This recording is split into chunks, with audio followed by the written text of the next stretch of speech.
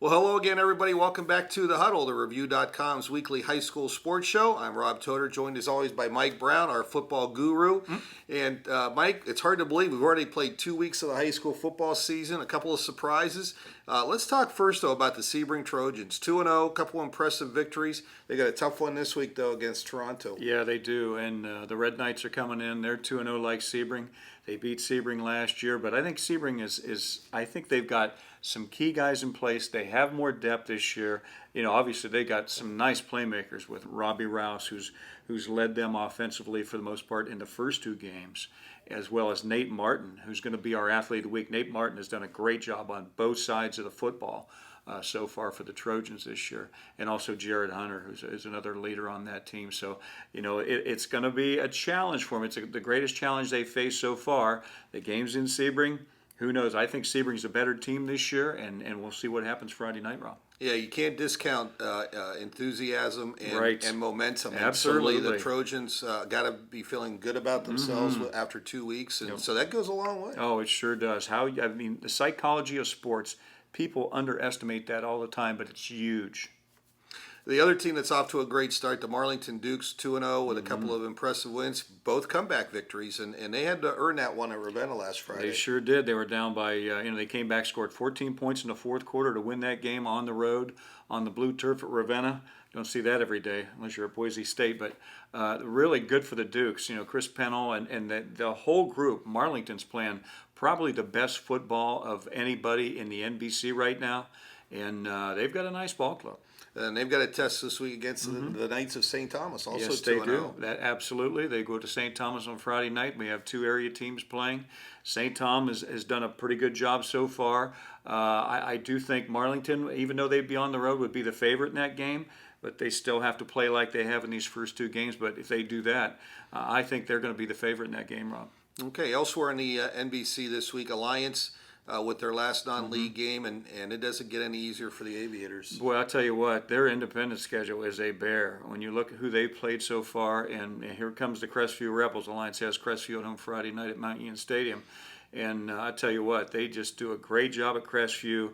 They really don't have down years over there. I mean, they reload. They have a great weightlifting program. They're strong. They're efficient on offense. They will just pound you with the running game. And Alliance is going to have to get better. And they're a young team. They're a young team with a new head coach. And like we said before, that's a process. But Alliance is home. I look for them to play better. But again, they'll have to play very well to beat Crestview on Friday night. Yeah, when you look at a team like Alliance, number one, like you said, a new head coach in the building, but also a young team, relatively young team. They played a lot of freshmen last year and sophomores, so they're still really a young team. That's right. And it's almost baby steps. You have to maybe take some growing pains to get before you get better, before you see the results. Oh, absolutely. I couldn't agree with that more, Rob.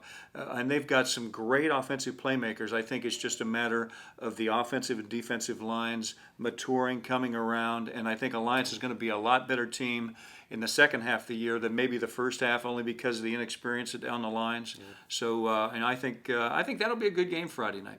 Okay, and the West Branch Warriors got on the winning trail last week with an impressive win over Beaver Local, and they will play host to the Southeast Pirates. Yeah, another area matchup this year. And I think Southeast, even though they're 0-2, I think that's a deceiving record because you look what they did last week. They lost 19-17 to a good Field Falcon team. So that tells me Southeast is getting better. That those two area teams, West Branch is at home. West Branch has done a great job so far because you figure their one loss was to Crestwood, who's undefeated and has a lot of key components back from a playoff team of last year. And, I think that the Warriors are going to have a good year this year. One thing that impressed me about West Branch is their team speed. They've got better team speed than a lot of people might give them credit for. Right. Rob Lozier is one of the fastest athletes in the NBC this year.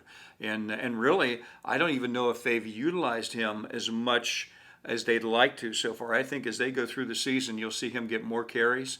I think they're utilizing him mostly in the pass game right now, Rob. Yeah. And they've obviously got a great quarterback in TJ DeShields. We got two fantastic quarterbacks in the area this year with Chris Pennell at Marlington and TJ DeShields at West Branch. So that's exciting for those two programs. Yeah, if you're going to go to the Marlington West Branch game, you might want to pack a lunch because both teams are going to throw the ball. It could be a 4-hour high school football game. Yeah, but it'll be a lot of fun. It'll be entertaining, that's for sure. Yeah. A couple other games this this week that are kind of interesting to me. United takes on Lisbon, which used to be a long time ITCL rivalry.